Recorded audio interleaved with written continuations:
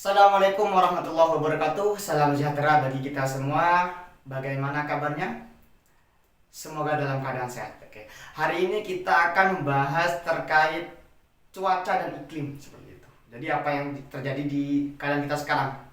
Kalau ada yang bilang musim, nah maka kita akan bahas.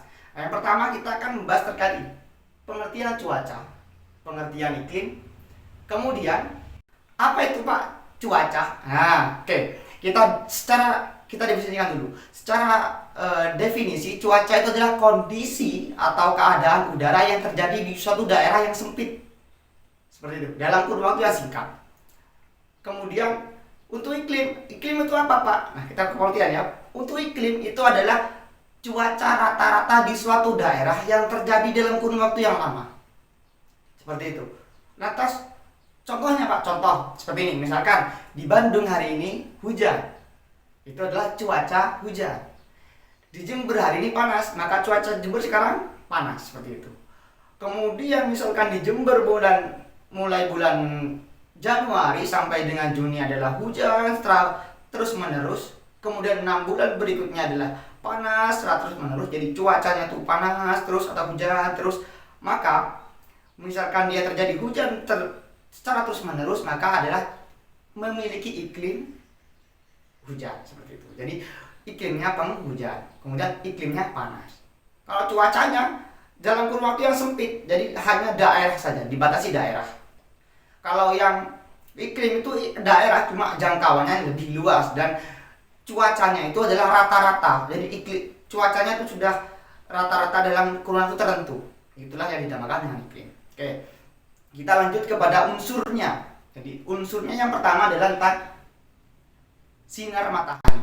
Seperti itu. Seperti yang kita ketahui, bumi melakukan rotasi dengan kemiringan 23,5 derajat.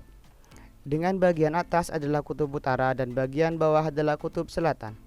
Selain melakukan rotasi, bumi juga melakukan revolusi. Akibatnya, pada bulan-bulan tertentu, belahan bumi bagian utara akan mendapatkan penyinaran yang lebih banyak dibandingkan dengan belahan bumi selatan. Begitu pula sebaliknya. Inilah yang menyebabkan perbedaan lama siang dan malam di beberapa belahan bumi, terlebih pada kutub utara ataupun pada kutub selatan. Sedangkan di Indonesia, lama siang dan malam sepanjang tahun relatif stabil. Karena baik yang mendapatkan sinar lebih banyak pada kutub utara ataupun kutub selatan, pada daerah ekuator atau Indonesia, sepanjang tahun tetap mendapatkan penyinaran matahari.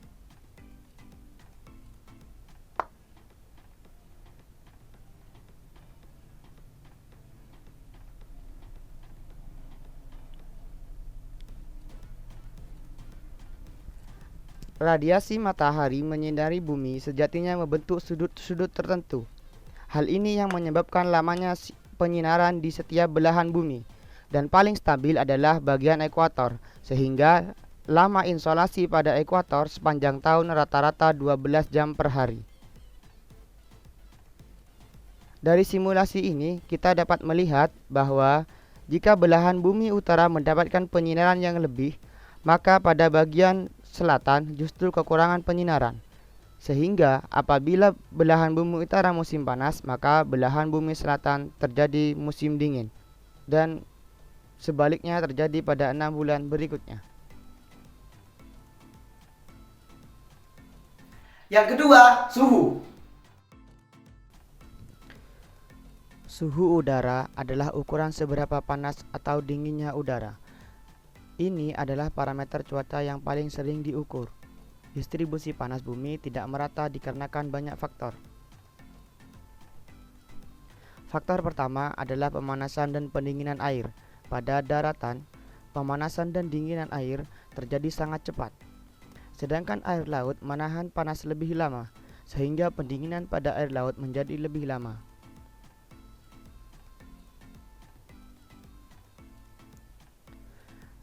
Pada khatulistiwa, suhu lebih panas daripada kutub. Suhu panas akan bergerak ke kutub dan sebagian suhu dingin akan bergerak ke arah khatulistiwa. Air di daerah pada lintang tinggi memiliki suhu yang lebih rendah. Air pada khatulistiwa akan menuju kutub dengan membawa air hangat. Sebaliknya, air pada lintang tinggi akan menuju lintang rendah atau khatulistiwa dengan membawa air dingin.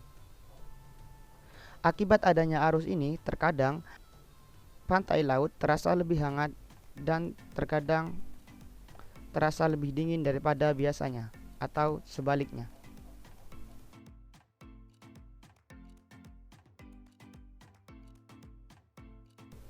Bumi berotasi dengan kemiringan tertentu sehingga pada bulan-bulan tertentu sinar matahari tampak seperti ilustrasi, di mana kutub utara bersuhu tinggi pada summer solstice dan kutub selatan akan bersuhu tinggi pada winter solstice, di mana kutub utara bersuhu dingin. Sedangkan pada khatulistiwa akan bersuhu tinggi sepanjang tahun.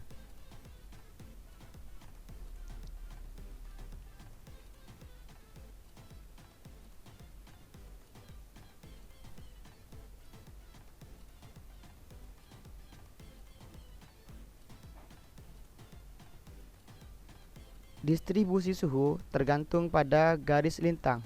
Semakin garis lintang meningkat, maka suhu akan turun. Dan sebaliknya, garis lintang semakin menurun atau mendekati khatulistiwa, maka suhu akan meningkat. Akibat hal ini, pada daerah tropis suhu akan lebih tinggi karena tegak lurus dengan sumber sinar, yaitu matahari. Sedangkan pada daerah subtropis akan menjadi lebih dingin karena memiliki kemiringan tertentu terhadap sinar matahari.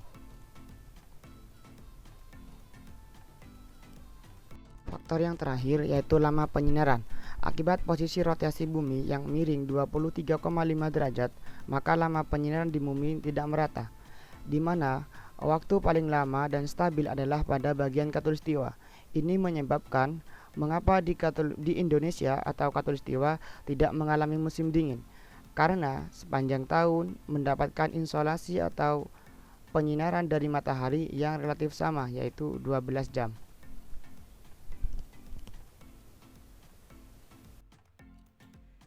Yang ketiga adalah tentang kelembapan udara. Kelembapan udara itu adalah kandungan uap air dalam udara tersebut. Kelembapan atau kandungan uap air pada tempat yang kena sinar matahari dan yang tidak terkena sinar matahari akan berbeda. Kelembapan ini dipengaruhi oleh suhu. Tempat yang tidak terkena sinar matahari memiliki suhu yang lebih rendah, sehingga kelembapan menjadi tinggi. Sebaliknya, tempat yang terkena sinar matahari memiliki suhu yang lebih tinggi, sehingga kelembapan menjadi lebih rendah. Kelembapan udara cenderung lebih tinggi ketika siang hari. Hal tersebut terjadi karena adanya penambahan uap air hasil evapotranspirasi dari permukaan. Hal ini terjadi karena tanah menyerap radiasi sinar matahari selama siang hari. Sedangkan ketika malam hari akan berlangsung proses kondensasi atau pengembunan dengan memanfaatkan uap air yang berasal dari udara. Oleh karena itu, kandungan uap air di udara dekat dengan permukaan bumi akan berkurang. Berikutnya, unsur yang pengaruh iklim adalah tekanan udara. Seperti kita tahu tentang tekanan adalah gaya perluas. Tekanan udara adalah berat sebuah kolom udara per satuan luas di atas titik atau luasan tertentu. Satuan tekanan adalah milibar atau Pascal. Pada ketinggian yang sama, terdapat beberapa lokasi yang memiliki tekanan yang sama. Garis yang menghubungkan tempat yang memiliki tekanan yang sama ini dinamakan dengan isobar. Semakin tinggi suatu tempat, maka tekanan udara akan semakin menurun, karena kolom udara yang menekan semakin sedikit. Persebaran tekanan pada lintang tempat. Tekanan terendah pada bagian khatulistiwa, karena tekanan berbanding terbalik dengan suhu. Semakin tinggi suhu, maka tekanan semakin rendah, karena volume udara meningkat. Sebaliknya, semakin rendah suhu, maka tekanan udara akan meningkat karena volume udara menurun.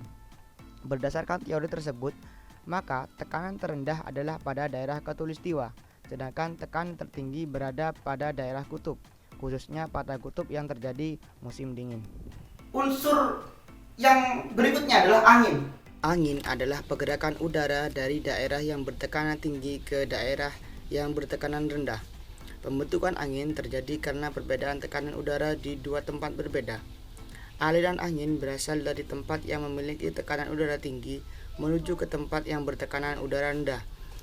Terjadinya angin dipengaruhi oleh rotasi bumi bersamaan dengan proses pemanasan suatu wilayah oleh matahari. Angin diberi nama berdasarkan asal datangnya. Contoh, angin timur adalah angin yang datangnya dari timur. Angin laut adalah angin yang datang dari laut. Angin lembah adalah angin yang datangnya dari lembah. Angin disebabkan perbedaan tekanan secara horizontal. Seperti pada gambar terlihat, jika di belahan bumi utara bersuhu tinggi, maka angin akan bergerak ke tekanan rendah, yaitu di belahan bumi selatan. Akan tetapi, karena adanya Coriolis atau akibat adanya rotasi bumi, maka angin tidak tegak lurus ke arah utara atau ke arah selatan, melainkan dibelokkan ke arah timur atau ke arah barat.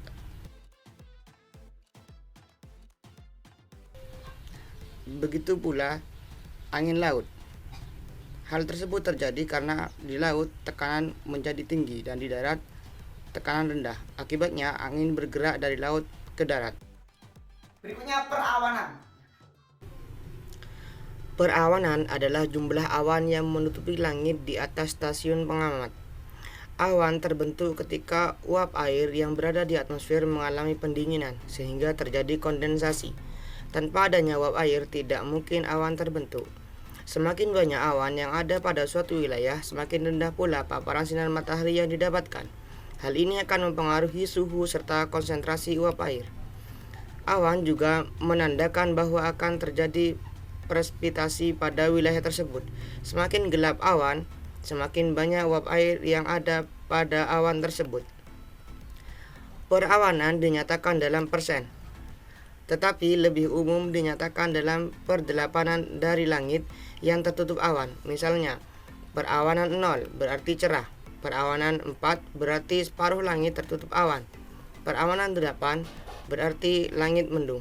Yang terakhir adalah curah hujan. Curah hujan merupakan jumlah air yang jatuh di permukaan tanah selama periode tertentu. Sedangkan hujan adalah peristiwa turunnya butir-butir air dari langit ke permukaan bumi akibat terjadinya kondensasi. Tetes air hujan diameternya lebih dari 0,5 mm dan intensitasnya lebih dari 1,25 mm per jam.